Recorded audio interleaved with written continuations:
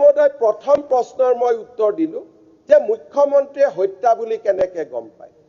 মুখ্যমন্ত্ৰীয়ে হত্যা বুলি মোক এছআইটিয়ে কোৱা নাই এই হত্যাকাণ্ড it is a case of murder from very third day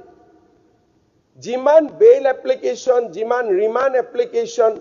যিমান আজিলৈকে কোৰ্টত আদান প্ৰদান হৈছে গোটেইটো সেকশন 103 ৰ ওপৰত হৈছে আৰু এই বিষয়টো বিৰোধী পক্ষই আজিলৈকে গম পোৱা নাই তাৰ পৰা মই অনুভৱ কৰো যে বিৰোধী পক্ষৰ গোটেই ঘটনাটোৰ ওপৰত সম্যক ধাৰণা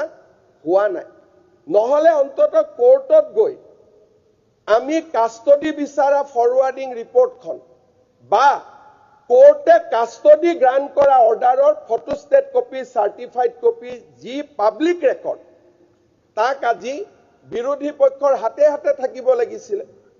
কিন্তু আজি বিৰোধী পক্ষৰ হাতত পাব্লিক ডকুমেন্টছ কেনিও নাই যদি বিৰোধী পক্ষৰ হাতত ডকুমেন্টছ আছে তেলে মোক কিয় খুদি আছে মুখ্যমন্ত্ৰী হত্যা বুলি কেনেকৈ গম পালে মোক কিয় খুদি আছে it is a case of murder from very first day আজিলৈকে সিদ্ধাৰ্থ শৰ্মা শ্যামকানু মহন্ত অমৃত প্ৰভা শেখৰ জ্যোতি তেওঁলোক যে জেলত আছে তেওঁলোক মাৰ্ডাৰ কেছত জেলত আছে সো এই কথাটো মই আজি হাউসক ক্লিয়াৰ কৰি দিলো this case has been registered so that কোনো confusion নাথাকে this case has been registered under section 61 section 105 section 106 and section 103 of Bharatiya Nyay Sanhita